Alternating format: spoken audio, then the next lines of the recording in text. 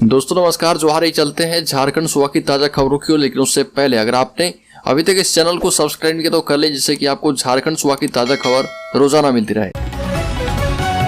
पहली बड़ी खबर, झारखंड सरकार के एक फैसले ने यहाँ के शिक्षकों और कर्मचारियों की जिंदगी बदल दी है। इसको लेकर रूल बुक में भी परिवर्तन किया गया है। झारखंड के वित्तरहित स्कूल एवं कॉलेज के शिक्षक और कर्मचारियों को लेकर यह बड़ी खबर है। अब ऐसे शिक्षकों और कर्मचारियों के बैंक खाते में सीधे अनुदान की राशि मिलेगी।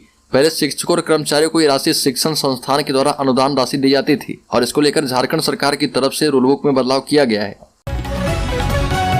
हलकर जमशेदपुर पूर्वी के विधायक सरयू राय ने कहा कि वो आज भी आरएसएस, जनसंघ एवं भाजपा की आइडियोलॉजी विचारधारा पर काम करते हैं और उक्त विचारधारा से ही देश मजबूत हो पाएगा। झारखंड के निर्दलीय विधायक श्री सरयू राय ने अपने बिष्टुपुर स्थित आवास पर मीडिया कर्मियों को संबोधित किया और वर्ष 2019 का चुनाव जीतने के बाद शपथ ग्रहण के 3 वर्ष के पूरे होने के उपलक्ष्य में प्रेस वार्ता आयोजित की गई और विधायक सरयू राय ने कहा कि वो भाजपा से अलग होना नहीं चाहते थे, लेकिन परिस्थितियां ऐसी पैदा की गई कि मजबूरी में अलग होने का कदम उठाना पड़ा। चुनाव से पहले भाजपा का केंद्रीय नेतृत्व अगर मुझसे चुनाव नहीं लड़ने को कह देता तो इसे सहर्ष स्वीकार कर लेते।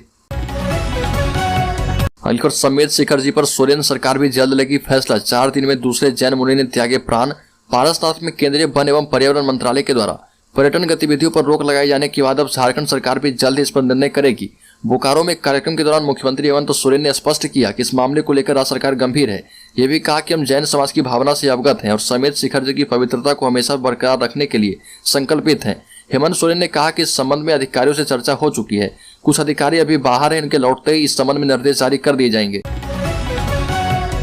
नई दिल्ली में राष्ट्रपति द्रौपदी मुर्मू ने कोडरमा डीसी आदित्य रंजन को दिया डिजिटल इंडिया अवार्ड।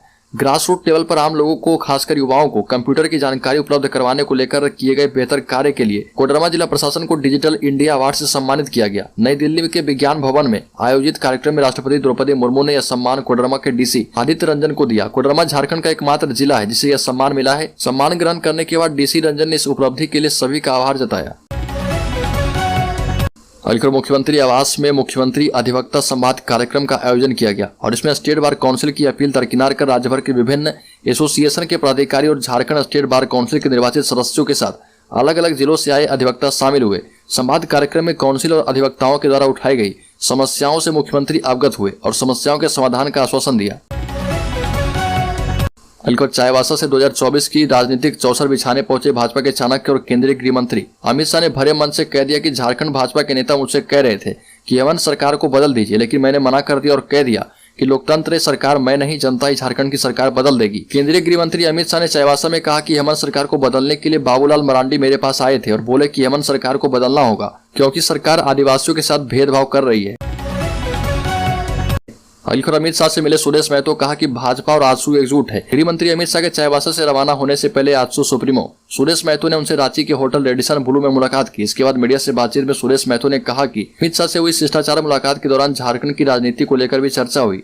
राज्य में भविष्य में होने वाले चुनाव में आजसू पार्टी भाजपा के साथ मिलकर ही आगे बढ़ेगी। पश्चिम बंगाल में हुए विधानसभा चुनाव में भी भाजपा और आजसू ने गठबंधन के तहत ही चुनाव लड़ा था। 16 जनवरी को सीएम आवास घेरेंगे पारा चिकित्सा कर्मी। झारखंड अनुबंधित पारा चिकित्सा कर्मी संघ ने सभी जिले के डीसी को मुख्यमंत्री के नाम ज्ञापन सौंप दिया है। ज्ञापन में बताया कि झारखंड अनुबंधित पारा चिकित्सा कर्मी संघ एवं एएनएम जीएनएम संघ के संयुक्त बैनर तले स्वास्थ्य विभाग के अनुबंध कर्मी, pharmacist, x-ray technician, ANM GNM lab technician 16 जनवरी को मुख्यमंत्री आवास का घेराव करेंगे। संघ पारा मेडिकल रूल बुक 2018 में आंशिक संशोधन करते हुए स्वास्थ्य विभाग के सभी पारा मेडिकल कर्मियों को वर्ष 2014 की तरह विभागीय समायोजन की प्रक्रिया अविलंब आरंभ करने की मांग करता है। झारखंड बोर्ड की 10वीं 12वीं की डेट शीट जारी। 14 मार्च से शुरू होगी परीक्षाएं। अधिसूचना के मुताबिक कक्षा 10वीं और कक्षा 12वीं के लिए जेएससी परीक्षाएं 14 मार्च 2023 से शुरू होगी। 2023 में झारखंड एकेडमिक काउंसिल के लिए 10वीं परीक्षा 3 अप्रैल 2023 को समाप्त होगी और जैक बोर्ड की 12वीं की परीक्षा 5 अप्रैल 2023 को समाप्त होगी। हलकर चाईबासा पहुंचे अमित शाह ने कहा कि आदिवासी लड़कियों से जबरन शादी कर उनकी जमीन कब्जा कर रहे घुसपैठिए। केंद्रीय गृह मंत्री अमित शाह ने झारखंड में कहा कि घुसपैठिए आदिवासी लड़कियों से जबरन शादी कर उनकी जमीन पर कब्जा कर रहे हैं और आज हेमंत सोरेन सरकार को चेतावनी देता हूं कि घुसपैठिए के इस दुस्साहस को रोके, नहीं तो झारखंड की जनता आपको माफ नहीं करेगी। वोट बैंक का लालच आदिवासियों के कल्याण से बड़ा कभी नहीं हो सकता। अमित शाह ने कहा कि प्रदेश के आदिवासी समुदाय के युवाओं को नौकरी के नाम पर और बच्चों को शिक्षा के नाम पर ठगा गया। हेमंत सोरेन सरकार के द्वारा कल्याणकारी योजनाओं के नाम पर धोखा ही दिया गया। हलकर माकपा के राज्य सचिव प्रकाश विप्लव ने प्रेस बयान जारी कर हेमंत सरकार से कोर्ट फीस में की गई बढ़ोतरी को वापस लेने की मांग की और कहा कि माकपा शुरू से ही राज्य सरकार के द्वारा कोर्ट फीस में की गई भारी बढ़ोतरी का विरोध करती रही। इस मुद्दे पर पार्टी ने पिछले दिनों आंदोलन भी किया था। अब इस जनविरोधी फीस बढ़ोतरी के खिलाफ बार एसोसिएशन के आह्वान पर हाईकोर्ट से लेकर लोअर कोर्ट तक अधिवक्ता न्यायिक कार्यों का बहिष्कार कर रहे हैं, जिसका खामियाजा आम लोगों को भुगतना पड़ रहा है। इसलिए माकपा राज्य सरकार से मांग करती है कि अविलंब कोर्ट फीस में की गई बढ़ोतरी को वापस लिया जाए। अंकुर जदयू के प्रदेश प्रवक्ता सागर कुमार ने गृहमंत्री अमित शाह की चाईबासा की सभा को फ्लॉप शो करार दिया। कहा कि गृहमंत्री अमित शाह पढ़कर सभा को संबोधित करते दिखे। इससे यह स्पष्ट होता है कि झारखंड और यहाँ के इतिहास के विषय में सीमित जानकारी है। ये भी कहा कि भाजपा के लोग जो बोलते हैं उसका सत्य के साथ कोई सरोकार नहीं होता। अमित शाह की रैली के बाद भी लोकसभा चुनाव में भाजपा को झारखंड में कोई लाभ नहीं होने जा रहा। राजधानी रांची के पहाड़ी मंदिर को अतिक्रमण से बचाने के लिए होगा 4 दीवारी का निर्माण। राजधानी की शान पहाड़ी मंदिर को बचाने एवं सुरक्षा को लेकर जिला प्रशासन ने कमर कस ली है। अतिक्रमण से पहाड़ी मंदिर को मुक्त करने की दिशा में उपायुक्त ने कई निर्णय किए हैं और इसमें पहाड़ी मंदिर विकास समिति की बैठक करते हुए कहा कि अतिक्रमण से बचाने के लिए परिसर को 4 दीवारी का निर्माण कराया जाएगा और इस पर समिति के सदस्यों के साथ विचार विमर्श किया गया है। मंदिर परिसर क्षेत्र में अतिक्रमण पर विचार विमर्श करते हुए उपायुक्त ने मंदिर क्षेत्र की भूमि का अंचलाधिकारी शहर को सर्वे करने का निर्देश दिया। अंकुर चाईबासा में केंद्रीय गृह मंत्री अमित शाह ने की मिशन 2024 की शुरुआत। कहा कि हेमंत सरकार की नीतियां आदिवासी विरोधी है। चाईबासा के टाटा कॉलेज मैदान में आयोजित विजय संकल्प महारैली में केंद्रीय गृह मंत्री अमित शाह ने शिरकत की। इस दौरान उन्होंने राज्य सरकार पर निशाना साधते हुए आदिवासियों की अनदेखी का आरोप लगाया। साथ ही 2024 में नरेंद्र मोदी को फिर से प्रधानमंत्री बनाने का संकल्प लोगों को दिलवाया। अंकुर भाजपा विधायक दल के नेता सह पूर्व मुख्यमंत्री बाबूलाल मरांडी ने रामगढ़ में होने वाले विधानसभा उपचुनाव में आजसू के लिए सीट छोड़ने के संकेत दिए। इसके साथ ही गठबंधन धर्म निभाने की बात कही। तो मुख्यमंत्री बाबूलाल मरांडी ने कहा कि राज्य की हेमंत सोरेन सरकार के कार्यों को आज बताने की आवश्यकता नहीं है। यह सरकार सभी मोर्चे पर फैले सबसे अधिक आदिवासियों पर अत्याचार हो रहा।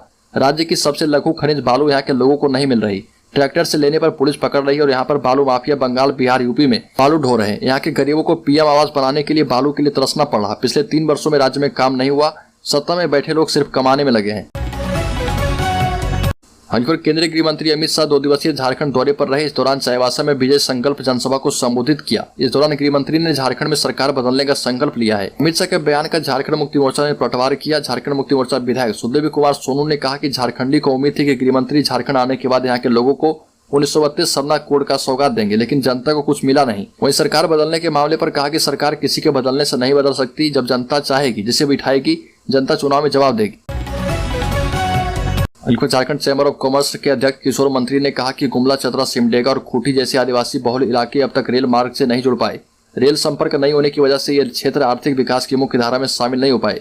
इन जिलों के सामाजिक आर्थिक विकास के लिए रेल कनेक्टिविटी बेहद जरूरी है और आगामी बजट में इसकी घोषणा की जाए। बता दें कि फरवरी में आम बजट संसद में पेश किया जाएगा और इस बजट से देश के सभी राज्यों को उम्मीदें रहती है। हर राज्य चाहता है कि केंद्र सरकार उसके क्षेत्र में ऐसी योजना शुरू करे जिससे इलाके का विकास हो, लोगों को रोजगार मिले। अंकुर रांची के चर्चित सुषमा बड़ाई को गोली मारे जाने के मामले में झारखंड पुलिस ने बड़ा खुलासा किया है। इस केस के तार झारखंड से निकलकर बिहार के आरा और यूपी के लखनऊ तक पहुंच गए हैं।